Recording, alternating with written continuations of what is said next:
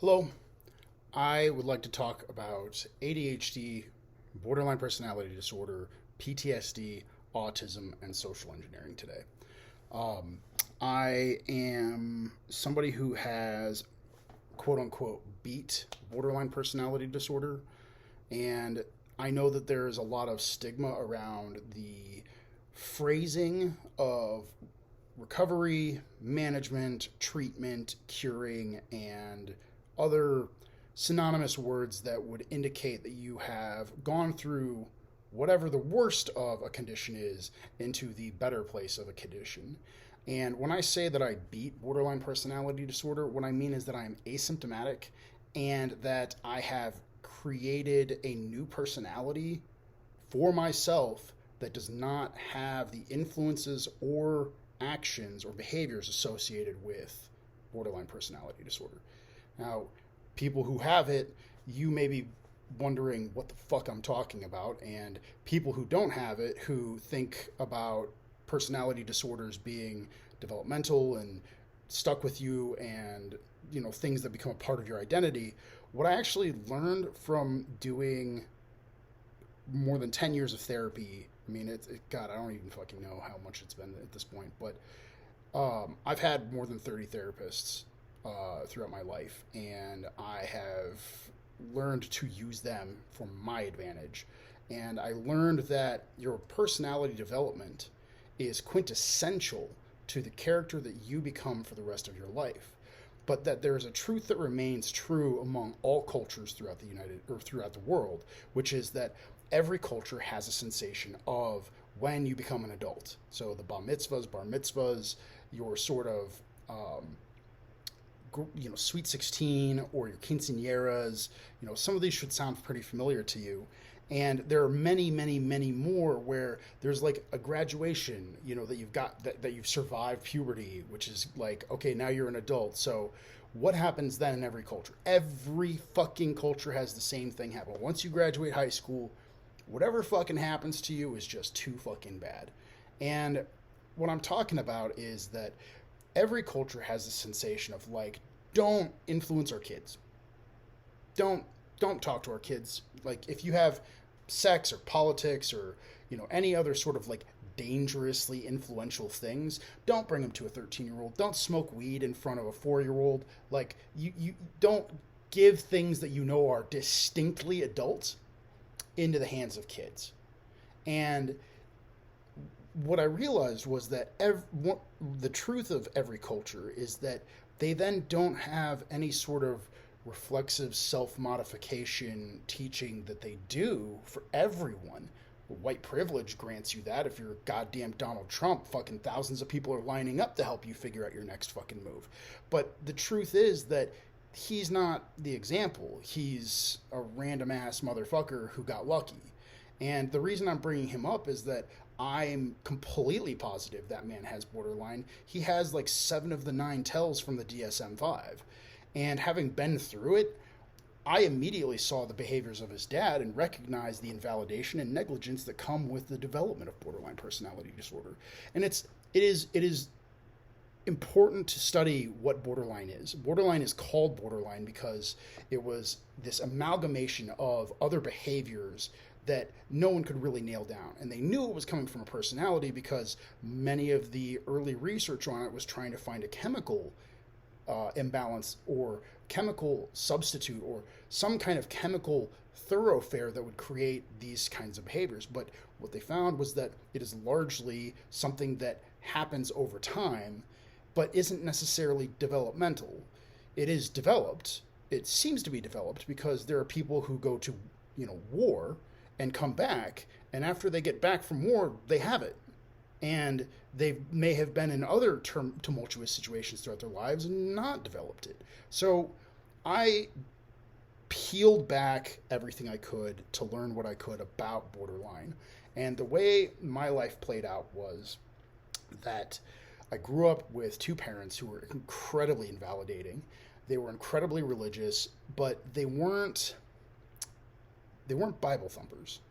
And when I say that, what I mean is that we always went to church on Sundays, but my mom was incredibly racist, and my dad would constantly break the law on like low key things. So they set a different standard for themselves, and it was part of what defined my understanding of critical race theory from a young time.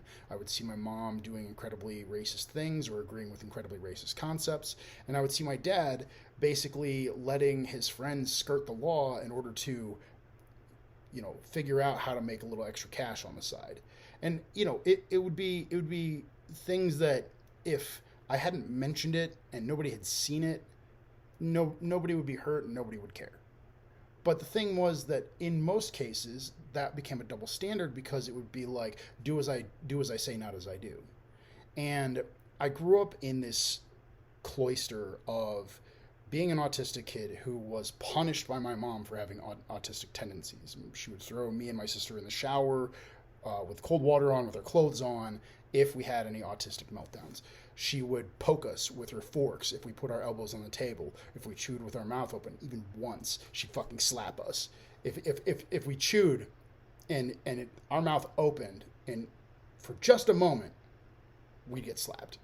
So our behavior became this perfect little prince, perfect little princess style behavior where we were the model children. And my mom didn't give two fucking shits about what personalities we developed, as long as we gave everything to God, gave everything to her, and gave every bit of shit that we had to everybody who deserved it, which was blacks, Jews, whatever. And the strange thing about it was I wound up running away from her. I wound up getting away and going and living with my dad after they got divorced, thinking that I would be safe, I would be able to study, I would be able to learn. And what I found was that he was a man who wanted to live vicariously through me, because he had spent too many days partying and throwing away good opportunities that he had. So he wanted me to be an all-star athlete, a straight A student. I applied to 17 plus colleges and got into 14 of them with scholarships. The 15th one was Case Western. And when I graduated high school, I was running 70 miles a week, working to get a 3.3 GPA, and I had already done 1,000 service hours in my community, was active in my church, and belonged to 18 clubs and organizations. So if you think maybe I was going to be shooting for the stars, you'd be absolutely right. I mean, I was competing, I didn't care, but I was competing with kids who went to Harvard, Yale, DePaul, MIT, all sorts of different prestigious schools. And I went to Case Western because it was the only place out of all the places that I got into that I felt was like home, like a bunch of fucking nerds there, and I loved it. Well, right as I got into my exams, because I was out, partying. I had started drinking after 18 because some dark ass shit went down right before I graduated and I wasn't able to mop it up. My dad blamed me for that. He blamed me for the stuff that I was a victim of circumstance on. And, I've gone back and apologized to the people who were also involved in it for my actions, and never received any apologies from anybody else on that. But basically, he viewed the entire scenario, which that's a story for another time, as my fault, because I let it happen to me. Now, I was the great Christian, missionary. I was going to be this bastion of white Christianity on the world, and I was going to save everyone with my enormous heart and my gung-ho charisma. And it was like, yeah, I don't know how to keep that up on my own. I don't know how to keep any of it up in the air on my own. And I went to college and started drinking a little bit, missed a few classes, and by midterms, my dad was calling me and being like, hey, you're a big piece of shit, why don't you fucking drop out because you don't deserve to fucking be there. And then would call me a week later after I would skip my exams from having a shutdown and be like, hey, so how are you doing? Are you doing okay? Anything I can get you? Can I come up and see you? Like, I can pop up for the weekend if you'd like. And I'd be like, I don't want to see you. You're just going to make me feel awful about having missed my exams. And he's like, oh, you did miss your exams because you're a big old piece of shit. Okay, cool. I'm going to come up and get you, and you're going to come home because you're just dropping out. And I did that at 3 schools before I got a scholarship to dance ballet. And he would call me before exams, midterms, and finals, and chew me out so much that I would literally just drop out of my classes. And if you've been to college, I mean, shit, even if you've been to high school, you know that if you miss your finals, you probably won't pass. Like there are few teachers who will let you pass if you miss the final. And I missed almost every fucking one of them for 3 fucking colleges. And at the third one, I was actually at the local community college taking pickup courses, and I was taking intramural ballet as a workout class. And I wound up getting this scholarship because they were like, you have such natural raw talent, because I had been a runner and a swimmer in high school, and the movements just kind of made sense to me. I don't know if I'm an autodidact, but I'm an auto something. But I couldn't stand the misogyny that was still present. I mean, there were girls there paying thousands and thousands of dollars a month to dance with me, and I was going for free because I had a dick swinging. And it bothered me. It bothered me that I would be plucked from a community college class when there were girls who were going to community college classes for extra bar time, just so they could get something for cheaper because they didn't have workout studios at home. And this insanity of what it was like to be a male ballet star, not even a star, I wasn't a star, but like that's what I would have been had I continued that trajectory. And there was just this moment where there was a girl that I was interested in seeing, and she also had borderline, as it turns out, and we actually became friends later after she also beat it. And that's part of the only reason why I even know that there is a path to eliminate it from your life that doesn't involve heavy drugs or anything other than just therapy. But at the time, I was suicidal because she couldn't commit to dating me, and I was having all the turmoil at home. So I decided to go check myself into the hospital. I was like, fuck it, I'm going to kill myself, and I'd rather go ask for help before I try, because if I fuck it up, I don't want to have to do some extra bed sheets. That's what I told myself. And that became a good enough excuse for me to be able to get my ass in the fucking car with my friend and have her drive me down to the hospital and walk into the ER and say, I'm thinking about committing suicide, please admit me. I spent about 2 weeks there, and that's where I was basically told for the first time what borderline personality disorder was. And I had no fucking clue what it was. And I hadn't taken therapy seriously up to that point in my life, but I had several therapists as a young child.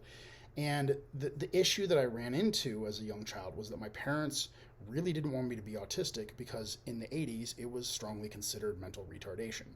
It was considered a very, very, very negative thing, and they were absolutely worried that I was going to wind up being a mooch off of them for my entire life. Well, I went to therapy and I dropped out. I went to therapy again and I stuck with it. And then in secret, once I recognized that my dad was such a threat, and once I recognized that he had been doing this thing of calling me and getting me to drop out, I wound up going to school in secret at Wright State, which was at the time the #1 attended disability school in the nation. And I got to see all kinds of people with different disabilities.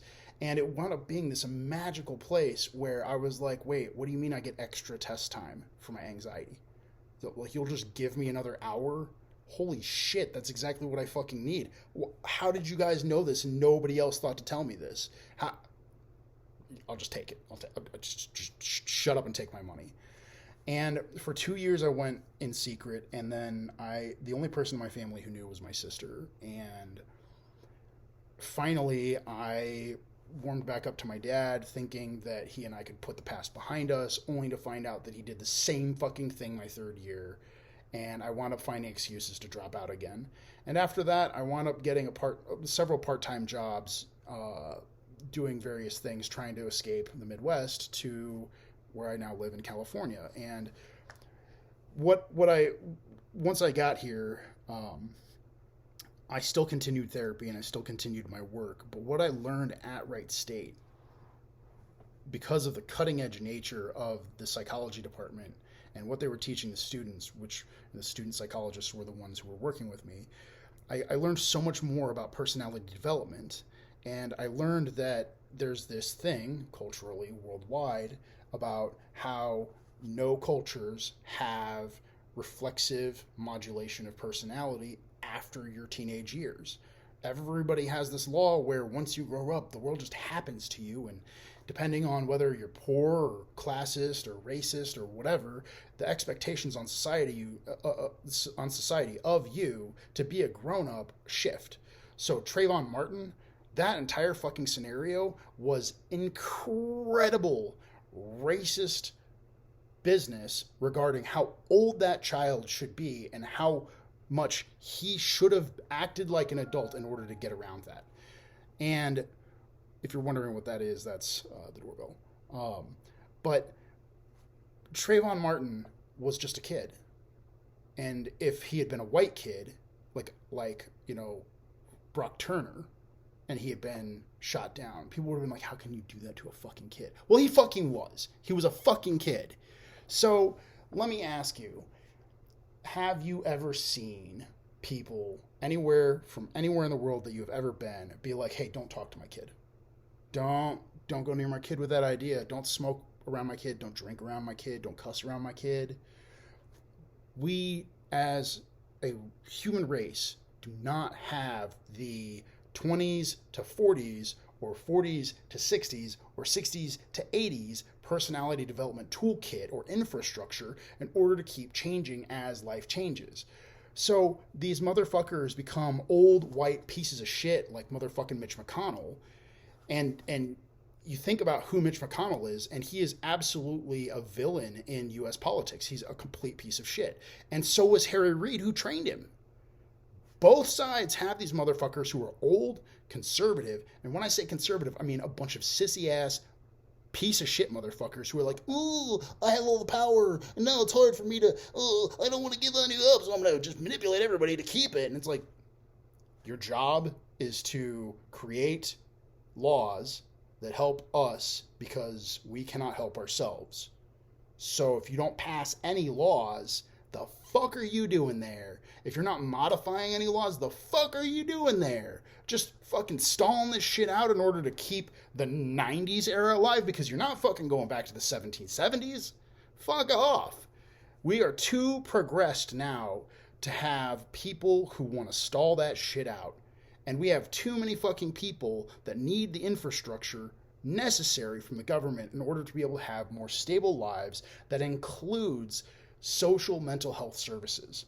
And I know that because I've been in the system. I've been to the hospital a couple of times on the federal government's dime, where I was like, I have no job. I have nothing to be able to pay these guys back. I'm never going to have enough to be able to pay back what it is with interest and have the loan just be forgiven, or have the debt just be forgiven. And it's not that I don't feel terrible about that. It's just that as the situation happened to be, I fell very hard once I left high school. So I went to my therapists and I asked them, what is borderline personality disorder? And I took a look at each of the factors that develop it. And since I was studying it, not much has changed.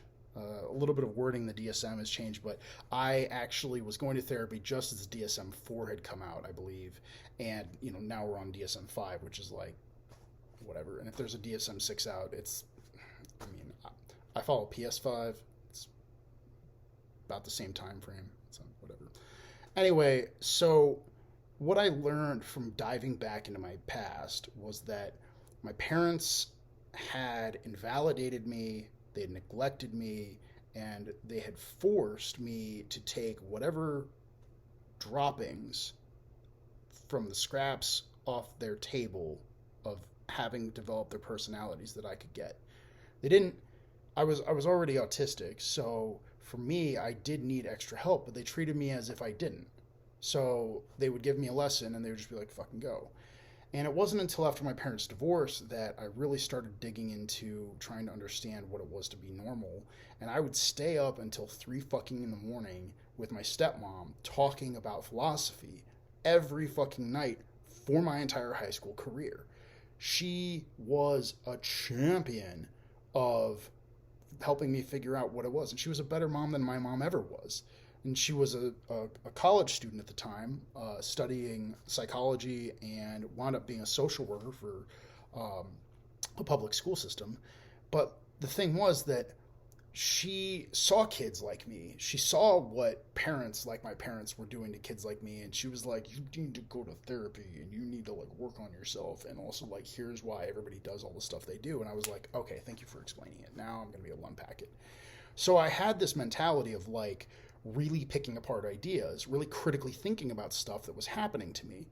So when I went to the hospital and I started learning about what personality disorders meant, I started developing these ideas of, what I could do, and trying to get to class more, and trying to do better in my schoolwork, and trying to focus harder on my studying, because I was absolutely full tilt ADHD with borderline and suffering from immense PTSD of the crazy ass shit that I had seen.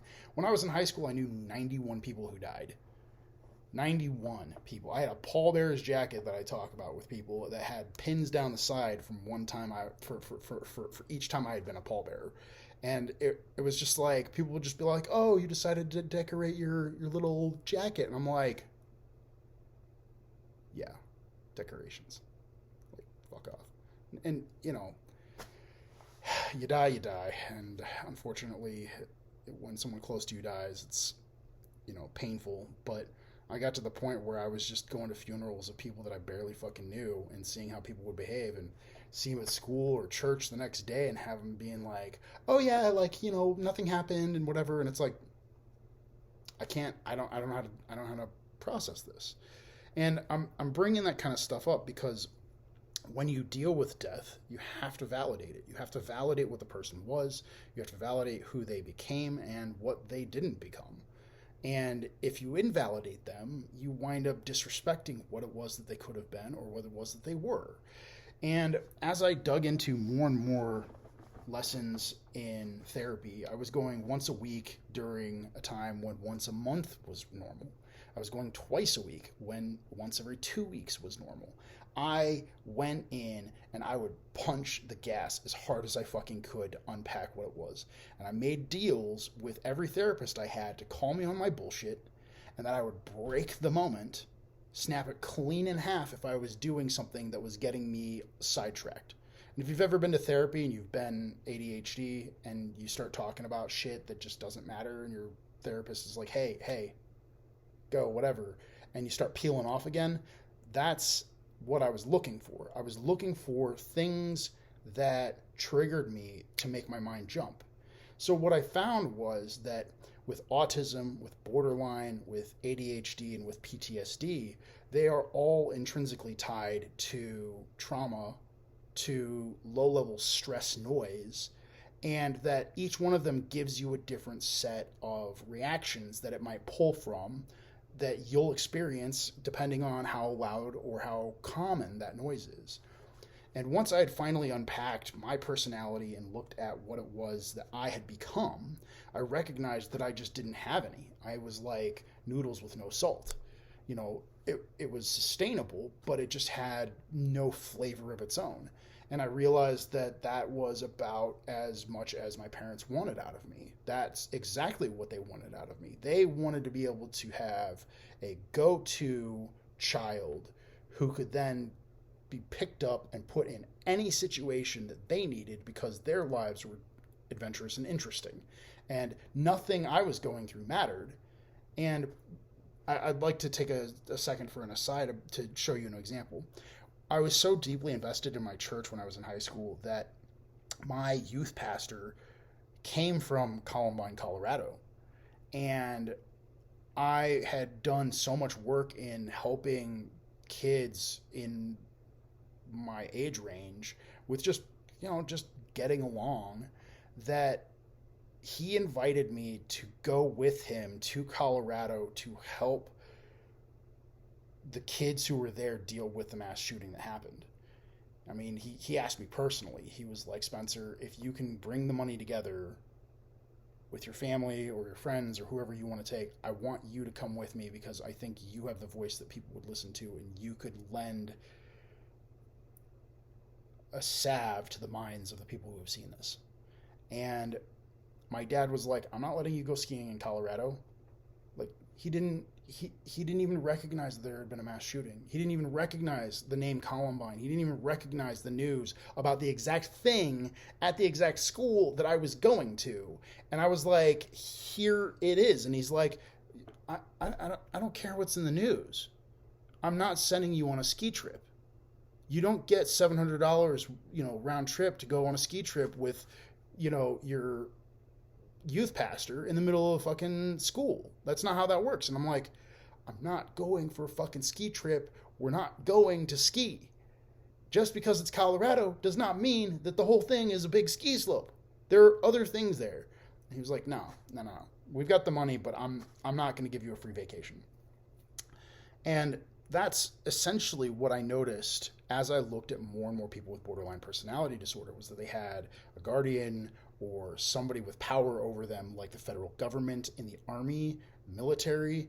They had bosses, they had lovers, partners, or parents who would literally oppress them by neglecting and invalidating the development of their personality. And depending on when that happened, they could develop it later or earlier. And as so many clinicians have pointed out, there are so many cases, so many instances of borderline that happen right when they get out of high school, right when that happens. And why is that? The conclusion that I came to was that it happens because those people are now no longer the mold into which their parents pour. So they're out on their own and they're just this mold. They have no flesh to stand up with because they have no substance to their personalities. It's this validation game that their parents would play with them, where they would validate the kid with this or that by doing whatever the parent wanted. But if they were off on their own, they would just think, how can I serve the people around me so that I can get crumbs for what I'm going to show them I am? So you get these people who are absolutely thirsty for validation, addicted to validation, addicted to the turnaround after negligence, where it's like, the parents would be like, no, I don't want to fucking deal with you. Go do your own thing. Come back. And they would just go, and they would, when this would happen to me, I would just go and I would wait for enough time until I could come back. I wouldn't do anything on my own because I had no ambitions. I had no dreams. I had nothing that I wanted out of the world. I had no heroes until after I went to the hospital the first time. Like, can you imagine what a life with no heroes is like? No ambitions, nothing that you want for the world except what you've been told that you want for the world. So that was kind of the rub, was that I had this issue where I had no idea what I wanted, and I had no idea how to find what I wanted or find the sense of purpose that draws curiosity out of you. I had no curiosity except what was right in front of me that my autism would trigger. I mean, I'd sit down and read books and just plow right through them. But then when it came time for history, I'd just be like, it would take me 6 hours to read 30 pages. And what I noticed was that so much of my identity was tied up in what I wanted for myself. And as I stabilized myself more, the symptoms drained. And one of the ways that I practiced stabilizing myself more was by doing something that I call breaking the situation, or breaking the moment, where if I was behaving borderline and I knew that I was seeking validation and somebody was calling me out on it and being like, you're being a dick and you're not understanding what I'm saying, you're twisting my words, you're turning this into a thing about you and me not being able to be there for you, but I'm right here, and you're making it something where I'm not right here, but I am. You need to trust me. And I would be like, okay, wait. I'm going to break the situation. They'd be like, the fuck are you talking about, dude? And this became the first instance where I really saw social engineering working for what it was, where I engineered a moment for them to experience something, and the payoff made it so that I could learn. So I'd be like, I'd prostrate myself. I would fucking lay myself down in front of them. And I'd be like, look, I'm wrong. I am. I'm willing to admit that I am wrong on this. What are you trying to say? And just let's reset the moment. And the reason I'm saying this is because I have borderline personality disorder.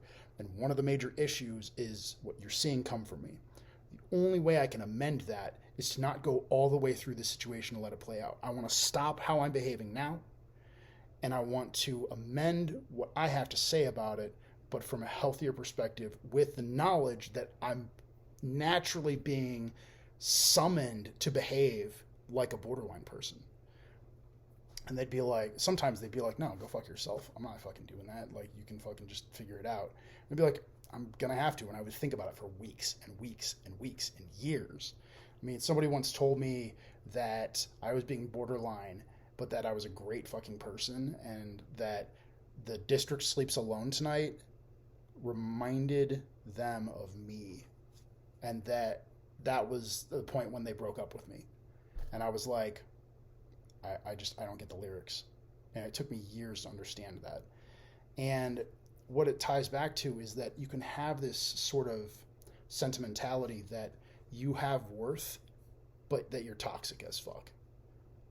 And so what I did was, when I was in therapy, I had this ability to be like, you know what, I'm gonna fucking shut myself down, stop being toxic, stop being abusive. And I was never like, I'm gonna hit a girl, or I'm gonna hit a boy, or I'm gonna do something violent, or I'm gonna out and out try to be cruel. I mean, I've been cruel, but mostly it's been mean to like get somebody to back the fuck off. But like, toxic can be, abusive can be being like, we've been dating for 4 months and I really don't feel like I can trust you because I don't know if you're out with other guys. And like, the person's like, I've spent every night with you. What the fuck are you talking about? And second guessing someone, validating them, neglecting them, that can be very poisonous. I had a girlfriend who was an absolute magical woman, and I would just forget that she was waiting for me. I couldn't help myself because I was so stressed out and so in my own way. And I'd remember her and I'd run down and she'd just be crying and being like, why the fuck did you leave me here so long? And I'd be like, I have no idea. I literally talked to you an hour ago and I told you I'd be right down, and I got completely distracted because I've been thinking about all this stuff about me. And that is incredibly toxic and abusive behavior. And I went back and I apologized to her for it, explained what I had learned at the time, and asked her to forgive me. Well, that's another thing that I did. I went back to just about everybody I could find. There's definitely one person that I've been too much of a coward to apologize to, and I'm going to be doing it very soon. It's taken me a long time to understand what happened and what role I played in it and how fucking stupid I was. But the thing is that I went back and I apologized to everybody I ever hurt. All the girls I ever dated, all the friends that I ever had that I did anything inappropriate with because I was trying to seek validation, I went back and I was like, hey, I apologize. I said those words. I apologize for what happened. I apologize for being this way, and I hope that you can forgive me. If you'd like to discuss it, we can. If not, I understand. And if you feel like you need to retaliate against me, I would literally help you fucking build that revenge because I deserve it. And that sort of prostration I was used to because of Christianity. I actually took, prostrating oneself and humbling oneself seriously. But in therapy, I would go in and I recognized pretty early on that it's not a light switch. You cannot flip it. Before I knew this thing about personality development, over time, as a child, I was thinking that, just one day I'd wake up and I'd have a perfect day. I'd just get up and I'd be like, okay, I went to all my classes, came home, ate all the food, got cleaned, went and worked out, just like high school. And then I went to bed and I was just tucking myself in and just so happy because I had a perfect magical day. And then the next day I just needed to do it again. And I realized that change is as fast as your fingernails grow. It's as fast as your hair grows. Your body has neural pathways that it builds, and because of the complexity of the brain, we know from seeing people, watching as geriatrics go through life at the very end of their stage, that they can still learn stuff. You can still teach an old dog new tricks. You just have to have the infrastructure for it. You have to have the game set up to be able to accommodate their physicality, to accommodate their psychology, and to accommodate the things around them, so that you're not being like, oh, hey, well, we're going to change you, but you've got 6 kids to watch and you have 3 jobs to work, and, then you get to come to therapy. Like, yeah, it's going to take a while for them to get some change when they've got that much on their plate. And that was essentially what wound up happening in high school. And what I see with a lot of people with borderline is that they have just so much shit on their fucking plate that they begin shutting down, and they begin having these issues with validation where they go and they seek it out, and the world seems to be at odds with them, and they don't realize it's their fucking parents or the fucking US military who's literally telling them, you're an invalidated piece of shit. You either keep going into battle and doing what we say, or you get fired. You either keep going and helping us fight for our family, or you can get the fuck out. And the extreme nature of what parents do to their kids to have them develop borderline is just below torture. It's just below physical abuse. It's just below psychological abuse. But it is persistent, and it lasts for a long ass time, as long as that relationship sits there. Because it's this codependent cycle where the parent feeds off the fucking kid. And the US military feeds off these soldiers. I mean, shit, if people talked about all the stories that they had of going into FUBAR situations and they knew it beforehand, and the US military actually listened to them, I mean, shit, I'm going to make up a number. They probably have half as many people with PTSD as they do. And I looked at what PTSD was, and I realized that it is a reaction formation based on trauma that does not get addressed. And I know there's so many more complexities to it than that, but what I noticed as the whole of everybody that I got to talk to and what I recognized within myself, it was just not getting a chance to cry having been to a funeral. I mean, that may be an oversimplification, but that's ultimately what it is that you're finally like, oh, okay, I want to grieve now. And somebody's like, you can't grieve. You can't cry. No, it's bad for you to cry. You can't cry. And so you sit there and you're like, well, that was my best friend. When is the good time to cry? And you see that with like the 2A argument where we keep having mass shootings and they're like, now's not the time to talk about it. Well, they're invalidating us and they're literally turning us into borderline people because of it. Basically neglecting us and getting their own people to feed off the validation that they get from the people who are fucking running the show. And with ADHD, I will refer to it as something that you learn, because even though it's not something that you pick up like hopscotch or video games or whatever, it doesn't happen right away. In autism, if you have something that is overstimulating, it can go off like that. And with ADHD, you'll see a lot of military people leave and come back, and they'll be ADHD. And it's like, what happened to you that got you to have this worse than when you left, if you had it when you left?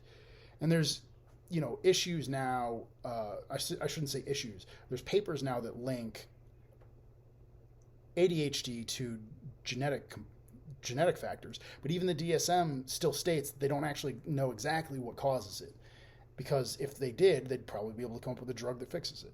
I mean, you get Wellbutrin, you get Adderall, you get Concerta, you get a bunch of different stuff. I think Concerta is one of them. That might be an SSRI. But you get medicines that act like a pick-me-up that help you focus your way through this condition. And what I did, I was taking Adderall and eventually Ritalin at their lowest doses, because I was afraid of the addictive quality of them, just to focus long enough to be able to finish my history chapters in half an hour. And as I got better grades, and as I got studying under my belt, and as I built these behaviors that helped me have a more stable and healthy and happy lifestyle, I had more people that would support me because I wasn't so invalidating and I wasn't so much of a crow or carrion bird picking up the scraps of the emotions they'd leave behind. And so people actually wanted to be around me, because at the end of the day, what I decided, once I fucking decided to just tear everything down, was that the only thing that I wanted to keep of myself was how much I cared about the world. That was it. That was the only thing of the person that I used to be that I wanted to hang on to. I didn't give a shit about anything else because I learned from this and from all the other weird ass shit that I ever saw is that money doesn't fucking mean anything other than paying your bills. And if at the end of the day you don't know if you're going to heaven or hell, then say fuck it to both of them and just be as good as you can in this life. And I chose that. So the strangeness that came with it was that I had learned what social engineering was from a completely different angle than corporate espionage. I had learned that if you practice your behaviors, if you design a plan about what your behaviors will be, if you use therapy to design your behaviors so that they're more healthy for you, and you learn to identify toxic behaviors. I went to DBT and CBT and picked up those toolkits, and that's if that is not social engineering, then I'm gonna fucking throw this fucking desk, because that is exactly what social engineering is. It is taking what you see with other people, combining it with the awareness you have with yourself, merging those two together to validate yourself, and then changing your own paradigm structure in order to be able to behave better. And that's literally the crux of social engineering, is that you take data, combine it with what you've got, combine the two, and then mold it into something that lets you penetrate an organization. Well, I went to war with myself. So I tore my own self down. I tore down my own structures, my own, passive racism, my own passive sexism, my own passive misogyny, my own passive classism, all the stuff that I had been given by the system, like Donald Trump, where if his dad, if you think about it, what if Donald Trump's dad told him he had to take the $300 million loan? What if he said, you don't have a fucking choice about it? What would that have done to his mind? If he had said, I paid a doctor to give you bone spurs, even though the man would have been willing to go and fight, what would that have done to him? How badly would that have invalidated him? Because if he was willing to go sign up, then that would be a slap in his face of everything that he believed up to that point. If his dad forced him to get a $300 million gift, then it would be a slap in the face to him ever becoming anything for himself. So the only thing he ever cares about is still pleasing a man who designed his personality to please himself. And that is how you get borderline. You get bullied into submission by someone or some entity who has power and authority over you, and you basically get brought down to be a tool or an accessory for whatever it is that their life is. And it has in many ways a non-physical slave mentality, because you're theirs. They've got you. You can never escape without them. You can never survive without them, because you don't have a personality without them. You have no ambitions without them. You have no curiosity without them. You would never be able to survive on your own if they did not live inside your head. So I took on the task of fucking cutting them all out and fucking cutting them all down. And then that was basically why I say I beat borderline, because I ripped up the roots of who I was. I ripped up everything that I knew about myself and replanted a forest that is now massive. I have incredible control over my anger. I have incredible control over my emotions, and I like to experience them in healthy ways. And I also learned quite a good deal about the equality of mankind from it, because I stopped seeing people divided by borders and people divided by skin color and people divided by classes. And I started just paying attention with my mindfulness that I had used, which is the singular greatest weapon that I have in the war on myself. And I just saw that everybody's the fucking same. They're all just as easily made gullible. They're all just as easily enslaved by other people to the mindsets of the many. They're all just as easily duped, and they're also just as easily hopeful. They're all just as easily these great personas that I have fallen so much in love with. And that is massively the difference between what I have seen other people do with social engineering and what I chose to do with it. Because I have then spent all the years after I learned all the stuff that I learned being a nobody at bars, being a nobody on a train, and just talking to somebody who comes in into my life for a brief moment and being like, hey, I believe in you and I'm a nobody. And if nobody can believe in you, that means that somebody could too. So keep your chin up and keep fighting, because if you learn to fight for yourself, you'll have everything you need. And I can see your heart, and it's a big enough heart that it'll swallow the world if you let it. So keep that, and don't let anybody get anywhere near it. Anybody who's toxic and would have you sell out that heart, fucking get them gone. Don't kill them. I mean, kick them out of your life, whatever. But like, looking at that and seeing how autism was this thing that caused me to be overly sensitive, what I learned about ADHD was that the more turmoil I had in my life, the more stress, no matter if it was high level or low level, just more and more of it could be, if it was low level stress, you know, just errands and groceries and all sorts of different shit that you have to do, it could lead to more, I'm trying to think of the word, more expression of the symptoms of ADHD. So to me, it's that you learn those expressions by going through more stress, and that it's basically this defense mechanism that your mind designs, because your mind is like, hey, I've had fucking enough. And it's like when somebody says something really embarrassing and you look around the room and you're like, did anybody else see this? It's your mind, to me, it's your mind doing that and being like, I can't anymore. I can't anymore. I don't want to look at this history chapter. Stop making me try to look at this history chapter. It is stressing me the fuck out. And so you lose focus and you're off doing all your other things, paying attention or having your mind go a million miles a minute after every other sentence, where you have to keep rereading it and keep rereading it and keep rereading it and keep doing the whatever it is that you were supposed to be focused on doing, but you can't focus on doing it without the medication because you're so stressed out. And when you experience ADHD, what I found is that a lot of times they talk about how video games will help like bypass it. And it's not that video games bypass it. When I had really bad ADHD, I would be thinking about a bajillion things. But you can be thinking about a bajillion things while hitting up on the stick. You know, tapping jump, like it's one command from your brain. But in the back of my head, I'm used to drinking and thinking. I'm used to having 5 fucking beers and being like, okay, let's disassemble Marxism. And I can think about that. But then you ask me to sit down with, you know, Latin American studies, and I'm just like, oh my God, there's so much violence that happened. I don't want to read this. And it takes me forever to get through a chapter.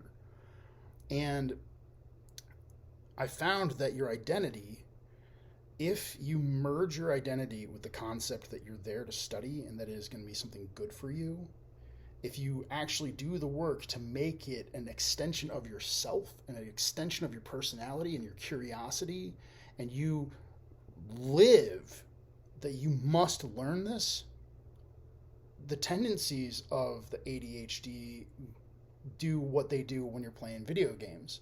They turn it into sort of a game that it can play, and it sort of just stalls out the hyperactivity, where you still have it. It still happens depending on how bad you got it at the time, but it is definitely something that has varying degrees. And as I looked at what causes it, all these things come back to major stressors, major trauma, invalidation of your need to be able to process that trauma and that invalidation or that negligence, the stressors being something that you don't have an answer for, and that you wind up in this situation where you're reacting instinctually to something that you don't necessarily, that you can't necessarily get rid of. So people in the military, they can't fucking leave. They can't just walk out, and we've seen them do that. We've seen guys walk off bases. We've seen girls tear up their fucking shit and be like, I'm fucking done. And you find, by and large, the system is designed to make you feel like you can never escape. So from a child standpoint, it's always the parent who's like, I'm your fucking parent. I brought you into this world. I will fucking take you out. Do what I say. And the child doesn't recognize toxic behavior because they don't have the world's wherewithal, they don't have mindfulness yet, and they don't have any context upon which to base a comparison. So they think, yes, my parent, who out of all the things that I've learned so far, is here to take care of me, I better listen to what they say. Not realizing that that parent is a sick motherfucker. And just sick enough to tie a child to how they feel at night. Because that was really the thing. Was once my dad started calling me, and I'd already been to school learning about ADHD, learning about fucking borderline, I would call my stepmom right after he would chew my ass out, and I'd be like, did you just have a fight with dad? And she'd be like, yeah, some bullshit thing about him working on cars. And I'd be like, he lost, didn't he? He lost bad, didn't he? And she's like, yeah, he beat his ass. I'd be like, so he was projecting his own failure on me and breaking me down, neglecting my need to be in a safe space without stress right now to get through what I need to get through in order to make himself feel comforted. And he thought it was okay to trample my fucking shit.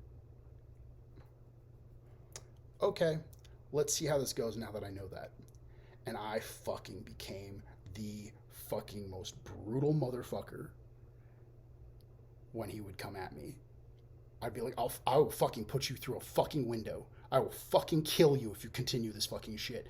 And he'd be like, you don't get to talk to me like that. And I'm like, you don't get to talk to me like that. I have my own personality that I have developed, and you don't get to invalidate me for that. One of the first instances I remember of ever having that sort of kind of fight with him was I had these guys that I had become friends with and would play D&D with, and I'd been raised not to play D&D because it's a devil's game. And I would go out and I'd play games with these guys on Friday nights, and it was this really great dynamic that I had set up for myself where I would play from like 5 until 12. And then once 12 hit, I would go to the gay bar and I would dance with all the fucking friends that I had made there and all the girlfriends that they would bring. And I would get home, and the next day my dad would be like, oh, you want to come down to the car shop and work with me? And I'd be like, no, I want to fucking sleep in. I'm fucking hungover. I was up until 5 at Denny's eating fucking food with all the fucking awesome people that I know and love. And he'd be like, oh, yeah, well, you know, you're just a fucking loser then. You know, you can't even fucking get up on Saturday to work. And it's like, hi, all the people that I was hanging out with graduated college, make $60,000 a year. Like, you know, these friends of mine that you know that take care of me, like, they're actually good people and they're good influences on me. And he'd be like, well, then why the fuck are they hanging out with you? Why if they're so good, why the fuck are they around you then? Why would they want to be friends with you? And I was like, oh, that's the game. So he would take it where it would be, I'm a loser if I am, and I'm a loser if I'm not. And it's a catch-22 with borderline. You can't fucking win unless you just fucking leave. You can't fucking beat these people because they do not care about your stance. You are their slave. You belong to them. You are their property. And they get to do with you as they please. And there's just no other way around it. If you've ever dealt with racists that say boy, something like that, you know, like trying to convince them that a black person is not a piece of their property is requiring for them to get to know that person, identify that that is a person, and see the negative impact that their racism has on that person. And that is a long fight. That can take years to convince somebody of, and we have thousands and thousands of those motherfuckers. It's a great thing. But that invalidation that you see from racism is kind of the same thing. They have a problem that they project onto somebody else who has nothing to do with it. And they say, oh, why haven't you figured out your life yet? And it's like, well, because you're kind of invalidating them and breaking them down and turning them into terrible people by just being pissing all over them. And if they do wind up lifting themselves up and actually being good, then they're fucking trying to come after your stake on the industry, that like white erasure. Oh yeah, okay, I see what's happening here. So they're fucked if they do, and they're fucked if they don't. Okay, well then that means that you're fucked because I'm gonna fucking come for you. That's how it goes. And I'm not saying that you can necessarily beat ADHD. I am saying that with long-term developmental behavioral modification and mindfulness, you can unlearn your brain into a new personality. Because, I mean, if we couldn't, then our parents would literally just dress us up in whatever career we were going to be from the time we were born. We'd just be put into the school for, Le Cordon Bleu because we were always going to be a chef. But if there's the possibility that we can change, if there's the possibility that all those parents around the world are right, and we have influence that does change us, there is no drop-off point when that stops. You just have people who are living to die, and they don't want or know how to change. They don't know how to change themselves. And other people who say you can never change anybody are literally predicating a system where that remains true. Because you can change people. Otherwise, ads wouldn't work. Why do we have so many fucking ads if it's not true? And if you think about that mentality and the mindfulness of what CBT and DBT can give you, and you think about the people who trigger you at work and make your ADHD worse, or the people who make your PTSD worse, or they make your borderline worse, or they make you have to stim more when you have autism. When you think about all those motherfuckers and all the influence that they have on your fucking brain, then you realize that the system is actually designed so that passive social engineering is acceptable and active social engineering is frowned upon, unless you're part of the elite, white, male-dominated, high class. Those guys get to fucking do Facebook allowing tens of millions of fake accounts to cause us to go to a January 6th. But you try to report some pedophiles like what's on He World that's still up after 2 fucking years with depictions of children's genitals. You try to report some of that shit and they're like, no, don't tell us how we do it. Oh, that's just peaches. Those are just peaches, just fruit. And it's like, yeah, fruit is lingo for children's genitals. Like, are you fucking mad? And Mark Zuckerberg thinks he's outwitted these hate mongers who are bent on destroying every nation around the world to, man, I don't even know what fucking, every time I come across one of these guys, they just always have the stupidest excuses for why they allow themselves to do whatever it is that they do. And it's just like, man, get a fucking life. You're fucking bad at life. If your full-time job is to pull other cultures apart, like not your own family, not your own psychology, but somebody else you don't even fucking know, and your job is to just make them as unhappy as possible, you're a fucking loser. Because if social engineering were real, you could literally just sell them on fun. I mean, Starbucks fucking does it. I know, right? It's fucking crazy.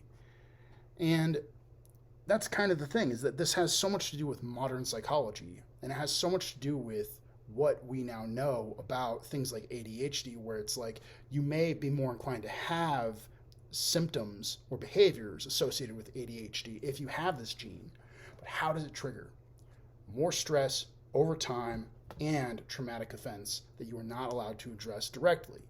Because if you were allowed to address them directly, in most cases, you'd be like, all right, it's just done. I don't have to fucking stress about it anymore. It's put away. And only in cases where you see somebody like in the military where they're like, okay, processed and done, processed and done, processed and done, where the time frame between each processed and done is so short that it's as if they get regular chronic stress. So if you can eliminate that, if you can eliminate toxic people, if you can remain mindful of your own behaviors and the influences and then the context in which you make the choices that you do, you're literally just operating on high-level social engineering. And an autistic mask is exactly what that is. It's literally disseminating and parsing all the information around you from all the other people that you think are successful or not successful, draining them into a sieve that you then filter all of that through in order to make the right reaction. This video, every way that I'm behaving, every single word is a calculated word that I've practiced thousands of times with other people. You just never would have known unless I would have told you. I've had this conversation with thousands of people many times over, and it comes out the same. believe in yourselves, do good for yourselves, respect yourselves, validate yourselves, and if you want to help the world, if you want to help other people, do so from a position of strength. And know that you get my respect if you do it from a position of weakness. But that is not what is required of you, and no one should be requiring it of you. Anyway, if people have questions about this and they've gotten to this point with this, and it's a fucking hour long again. If you have questions, I would be happy to answer them. If you need resources to be able to help yourself recover, or to be able to to get into treatment, or how to handle therapy, I always tell people, if your therapist is no good, just fire them. There's a million more. You can always find somebody else. If you have needs and you don't know how to answer them, and you need questions answered, you can reach out to me. There are forums, Wrong Planet. There are psychology online forums that you can go and learn about whatever your disability is, and you can find people who are dealing with the same stuff and see what questions they've asked and see if it pertains to yourself. Gain mindfulness, and then use that to absolutely beat the shit out of life and make it the best you fucking can. Because if I'm right and this is the only shot you've got, why the fuck not?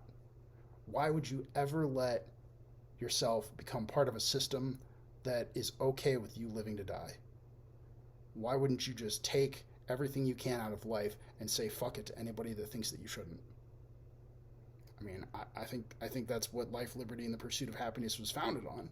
But, today we have to define it a little bit differently, because some people's happiness is trampling on others, and that's not really fair or right. And if you don't think I'm right about any of this, if you don't think that I know what I'm talking about, or you think that there are caveats, I don't mind being wrong. It was one of the most powerful things that I ever developed, was this idea that I love being wrong. I love it so much that I try to do it every day. And it took away the stigma of having the shame of not having gone to class. I may have missed my first class, but I make it to the second one. And it wasn't about winning. It was about winning more days than I lost. And it was about having courage and being courageous and fighting forever, even though there were times when I needed to take a break and recharge my batteries. And those were the things I told myself to get myself through all the hardest days. Those were the things that I told myself when I didn't know who I was or what I would become. And I'm still a nobody. I'm still nothing. But I'd rather be a nothing who knows who he is than somebody who will never have the chance to. Anyway, I hope you enjoyed the video. I hope it was reasonably educational. And again, if you have questions, please feel free to ask. I do not mind discussing all of this until you kick the bucket.